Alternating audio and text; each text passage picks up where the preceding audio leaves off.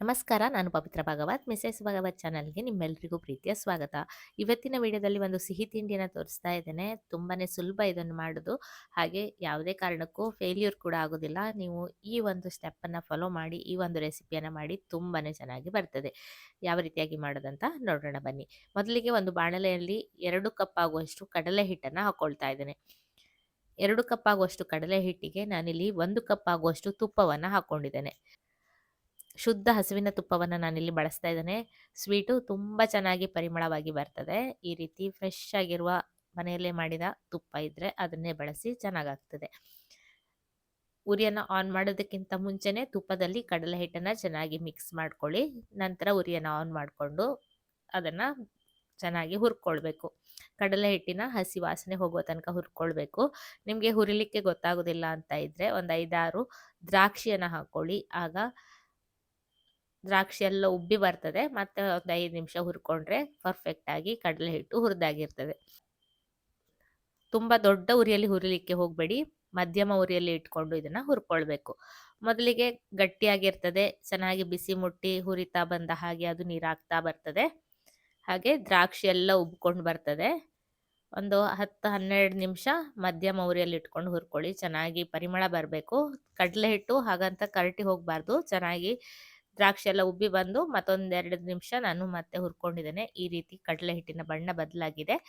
ಈ ರೀತಿ ಚೆನ್ನಾಗಿ ನೀರು ಕೂಡ ಆಗಿದೆ. ತುಪ್ಪ ಎಲ್ಲ ಬಿಟ್ಟು ನೀರಾಗಿ ಬಂದಿದೆ. ಒಂದು ಪಾತ್ರೆಯಲ್ಲಿ ತೆಗೆದಿಟ್ಕೊಂಡಿದ್ದೇನೆ. ಈಗ ಒಂದು ಮಿಕ್ಸಿ ಜಾರಲ್ಲಿ 1/4 ಕಪ್ ಆಗುವಷ್ಟು ಗೋಡಂಬಿಯನ್ನು ಹಾಕಿ ಇದನ್ನು ನುಣ್ಣಗೆ ಪುಡಿಯನ್ನು ಮಾಡ್ಕೊಳ್ತೇನೆ. ಫ್ರಿಜ್ಜಲ್ಲಿ ಇಟ್ಕೊಂಡದಿದ್ರೆ ಗೋಡಂಬಿ ಚೆನ್ನಾಗಿ ಬೇಗ ನುಣ್ಣಗೆ ಪುಡಿ ಆಗ್ತದೆ. ಅದು ತಣ್ಣಗಿದ್ದಷ್ಟು ಚೆನ್ನಾಗಾಗ್ತದೆ. ಇಲ್ಲಾಂದರೆ ಸ್ವಲ್ಪ ಎಣ್ಣೆ ಬಿಟ್ಕೊಂಡ ಹಾಗೆ ಆಗ್ಬಹುದು. ನಂತರ ಸಕ್ಕರೆಯನ್ನು ಹಾಕ್ಕೊಳ್ತಾ ಇದ್ದೇನೆ. ನಾನಿಲ್ಲಿ 2 ಕಪ್ ಆಗುವಷ್ಟು ಕಡಲೆ ಹಿಟ್ಟಿಗೆ 2.5 ಕಪ್ ಆಗುವಷ್ಟು ಸಕ್ಕರೆಯನ್ನು ಹಾಕ್ಕೊಳ್ತಾ ಇದ್ದೇನೆ. ಸ್ವಲ್ಪ ಗೋಡಂಬಿಯನ್ನು ಕೂಡ ಹಾಕಿರೋದ್ರಿಂದ ಸಕ್ಕರೆ ಇಷ್ಟು ಬೇಕಾಗ್ತದೆ. ಹದವಾದ ಸಿಹಿಯಲ್ಲಿ ಬರ್ತದೆ. ಇದನ್ನು ಅದೇ ಬಾಣಲೆಯಲ್ಲಿ ಹಾಕ್ಕೊಳ್ತಾ ಇದ್ದೇನೆ. ಇದಕ್ಕೆ 1 ಕಪ್ ಮತ್ತು ಸ್ವಲ್ಪ ನೀರನ್ನು ಹಾಕಿ ಕರಗಿಸ್ಕೊಳ್ತೇನೆ. ಸಕ್ಕರೆ ಸ್ವಲ್ಪ ದೊಡ್ಡದಾಗಿತ್ತು, ಹಾಗಾಗಿ ಮತ್ತೆ ಸ್ವಲ್ಪ ನೀರನ್ನು ನಾನು ಹಾಕ್ಕೊಂಡಿದ್ದೇನೆ. ಇಲ್ಲಾಂದರೆ 1 ಕಪ್ ಹಾಕಿದ್ರೂ ಕೂಡ ಸಾಕಾಗ್ತದೆ. ಈ ಒಂದು ಸ್ವೀಟ್ ತುಂಬಾ ಸುಲಭ ಮಾಡೋದು. ನೀವು ಒಮ್ಮೆ ಮಾಡಿ ನೋಡಿ, ಮತ್ತೆ ಮತ್ತೆ ಈ ಸ್ವೀಟನ್ನು ಮಾಡ್ತೀರಾ. ತಿನ್ನಲಿಕ್ಕೂ ಅಷ್ಟೇ ರುಚಿಕರವಾಗಿರ್ತದೆ. ಮೈಸೂರು ಪಾಕ್ ರೀತಿಯಲ್ಲಿ ಆಗ್ತದೆ. ಆದರೆ ಮಾಡೋದು ತುಂಬಾ ಸುಲಭ ಇದು. ಚೆನ್ನಾಗಿ ಸಕ್ಕರೆ ಎಲ್ಲ ಕರಗಿ ಪಾಕವನ್ನು ಮಾಡುವ ಹದವನ್ನು ನಾನು ನಿಮಗೆ ತೋರಿಸ್ತೇನೆ. ನೀರಿನಲ್ಲಿ ಹಾಕ್ಕೊಂಡು ನೋಡಬೇಕು. ಆಗ ಇದರ ಪಾಕದ ಹದ ನಿಮಗೆ ಕರೆಕ್ಟಾಗಿ ಗೊತ್ತಾಗ್ತದೆ. ನಾನು ಹಾಕಿ ತೋರಿಸ್ತೇನೆ. ಈಗ ಸಕ್ಕರೆ ಎಲ್ಲ ಕರಗಿದೆ. ಚೆನ್ನಾಗಿ ಗುಳ್ಳೆ ಗುಳ್ಳೆ ಬರ್ತಾ ಇದೆ. ಇದನ್ನು ನೀರಿನಲ್ಲಿ ಹಾಕಿದಾಗ ಯಾವ ರೀತಿಯಾಗಿ ಆಗಬೇಕು ಅಂತ ನಿಮಗೆ ನಂತರ ತೋರಿಸ್ತೇನೆ. ಸ್ವಲ್ಪ ಹೊತ್ತಿನ ನಂತರ ಮತ್ತೆ ಮತ್ತೆ ಚೆಕ್ ಮಾಡ್ಕೊಳ್ಬೇಕು. ನಾನು ಒಂದ್ಸಲ ಹಾಕಿ ನೋಡಿದೆ. ಅದು ಇನ್ನೂ ಸ್ವಲ್ಪ ನಿಲ್ಲಲಿಕ್ಕೆ ಸ್ಟಾರ್ಟ್ ಆಗಿದೆ ಅಷ್ಟೇ. ಪಾಕ ಗಟ್ಟಿಯಾಗೋ ತನಕ ಬಂದಿಲ್ಲ ಅದಿನ್ನು. ಇನ್ನು ಸ್ವಲ್ಪ ಹೊತ್ತು ಕುದಿಸ್ಕೊಳ್ಬೇಕು. ಈಗ ಮತ್ತೆ ಸ್ವಲ್ಪ ಹೊತ್ತು ಕುದಿಸ್ಕೊಂಡಿದ್ದೇನೆ. ನೋಡಿ, ಬೆಳ್ಳಗಾಗ್ತಾ ಇದೆ. ಪಾಕ ಎಲ್ಲ ನೊರೆ ನೊರೆ ಬರ್ತಾ ಇದೆ. ನೀರಿನಲ್ಲಿ ಹಾಕಿದಾಗ ಈ ರೀತಿ ಒಟ್ಟು ಮಾಡಲಿಕ್ಕೆ ಬರ್ತಾ ಇದೆ. ಹಾಗೆ ಅದನ್ನು ಎತ್ತಲಿಕ್ಕೆ ಕೂಡ ಬರ್ತಾ ಇದೆ. ಸಾಫ್ಟ್ ಆಗಿರುವಂತಹ ಒಂದು ಬಾಲ್ ರೀತಿ ಮಾಡಲಿಕ್ಕೆ ಬರ್ತಾ ಇದೆ. ತುಂಬ ಸಾಫ್ಟ್ ಇರಬೇಕು, ಗಟ್ಟಿ ಆಗಬಾರ್ದು. ಗಟ್ಟಿ ಆದರೆ ಪಾಕ ಕೂಡ ಗಟ್ಟಿಯಾಗಿರ್ತದೆ. ಆಗ ಸ್ವೀಟ್ ಕೂಡ ಗಟ್ಟಿ ಆಗ್ತದೆ. ನೀರಿನಲ್ಲಿ ಹಾಕಿದಾಗ ನಿಲ್ಲಬೇಕು, ಕೈಯಲ್ಲಿ ಎತ್ತಲಿಕ್ಕೆ ಬರಬೇಕು. ಸ್ವಲ್ಪ ಅದನ್ನು ಉಂಡೆ ಕಟ್ಟಲಿಕ್ಕೆ ಬರುವ ಹಾಗೆ ಇರಬೇಕು. ಮೆತ್ತಗೆ ಇರಬೇಕು, ಗಟ್ಟಿ ಆಗಬಾರ್ದು. ಈಗ ಉರಿಯನ್ನು ಆಫ್ ಮಾಡಿ ಅದನ್ನು ಚೆನ್ನಾಗಿ ಈ ರೀತಿ ತಿರುಗಿಸ್ಕೊಂಡು ಅದರ ನೊರೆಯನ್ನೆಲ್ಲ ಹೋಗುವ ತನಕ ತಿರುಗಿಸ್ಬೇಕು. ನೊರೆ ಎಲ್ಲ ಹೋದ ನಂತರ ಮಾಡಿಟ್ಟಿರುವಂತಹ ಗೋಡಂಬಿ ಪುಡಿಯನ್ನು ಹಾಕ್ಕೊಂಡಿದ್ದೇನೆ. ಹಾಗೆ ಹುರಿದಿಟ್ಟಿರುವಂತಹ ಕಡಲೆ ಹಿಟ್ಟನ್ನು ಹಾಕ್ಕೊಳ್ತಾ ಇದ್ದೇನೆ.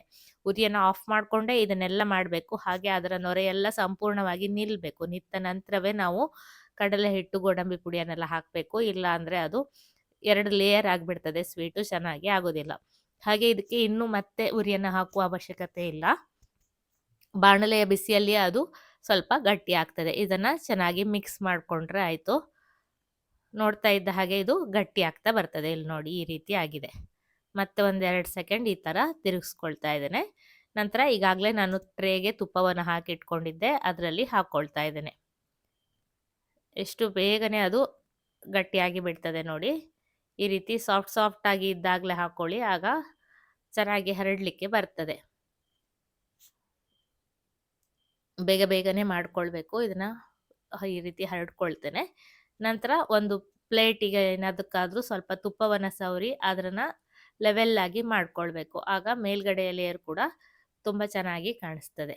ಈ ರೀತಿ ಚೆನ್ನಾಗಿ ಲೆವೆಲ್ ಮಾಡ್ಕೊಂಡ್ರೆ ಆಯಿತು. ತುಂಬಾನೇ ಸುಲಭವಾಗಿ ಮಾಡುವಂತಹ ಒಂದು ಸ್ವೀಟ್ ರೆಸಿಪಿ ಇದು. ಈಗಾಗಲೇ ಹಲವಾರು ಸ್ವೀಟ್ ರೆಸಿಪಿಗಳನ್ನು ನಾನು ಪೋಸ್ಟ್ ಮಾಡಿದ್ದೇನೆ. ಅದನ್ನು ಕೂಡ ನೀವು ಮನೆಯಲ್ಲಿ ಟ್ರೈ ಮಾಡ್ಬೋದು. ಯಾವುದಾದ್ರೂ ಹಬ್ಬ ಎಲ್ಲ ಇದ್ದಾಗ ಸ್ವೀಟ್ ಮಾಡಬೇಕು ಅಂತ ಅನಿಸಿದಾಗ ಅಥವಾ ಮನೆಯಲ್ಲಿ ಏನಾದರೂ ಫಂಕ್ಷನ್ ಇದ್ದಾಗ ಈ ಒಂದು ಸಿಂಪಲ್ ಆದ ಸ್ವೀಟ್ ರೆಸಿಪಿಯನ್ನು ಟ್ರೈ ಮಾಡಿ ನೋಡಿ. ಖಂಡಿತ ನಿಮಗೆ ಮತ್ತೆ ಮತ್ತೆ ಮಾಡಬೇಕು, ಇದನ್ನು ಮಾಡೋದು ತುಂಬ ಸುಲಭ ಅಂತ ಖಂಡಿತ ಅನಿಸ್ತದೆ. ಖಂಡಿತ ಟ್ರೈ ಮಾಡಿ. ನಾನು ಇದನ್ನು ಕಟ್ ಮಾಡ್ಕೊಳ್ತಾ ಇದ್ದೇನೆ. ಈ ರೀತಿ ಚೌಕ ಚೌಕವಾಗಿ ನಾನು ಕಟ್ ಮಾಡ್ಕೊಂಡಿದ್ದೇನೆ. ಇವತ್ತಿನ ಈ ಒಂದು ಸ್ವೀಟ್ ರೆಸಿಪಿ ನಿಮಗೆ ಇಷ್ಟ ಆಗಿದ್ರೆ ಖಂಡಿತ ಲೈಕ್ ಮಾಡಿ, ಶೇರ್ ಮಾಡಿ, ಅನಿಸಿಕೆನ ಕಮೆಂಟಲ್ಲಿ ತಿಳಿಸಿ. ಹಾಗೆ ಚಾನಲನ್ನು ಸಬ್ಸ್ಕ್ರೈಬ್ ಮಾಡಿಕೊಂಡು ಸಪೋರ್ಟ್ ಮಾಡಿ ಅಂತ ಕೇಳ್ಕೊಳ್ತೇನೆ. ಯಾವ ರೀತಿಯಾಗಿ ಬಂದಿದೆ ಅಂತ ನೋಡಿ. ಸ್ವೀಟು ಸಾಫ್ಟ್ ಆಗಿದೆ, ಬಾಯಲ್ಲಿಟ್ಟರೆ ಕರ್ಗೆ ಹೋಗ್ತದೆ. ತುಂಬ ಚೆನ್ನಾಗಿ ಬಂದಿದೆ. ಖಂಡಿತ ಟ್ರೈ ಮಾಡಿ. ಇದೇ ರೀತಿ ಇನ್ನೂ ಹೊಸ ಹೊಸ ರೆಸಿಪಿಗಳೊಂದಿಗೆ ಬರ್ತೇನೆ. ಮತ್ತೊಂದು ವಿಡಿಯೋದಲ್ಲಿ ಸಿಗ್ತೇನೆ. ಅಲ್ಲಿವರೆಗೂ ನಮಸ್ಕಾರ.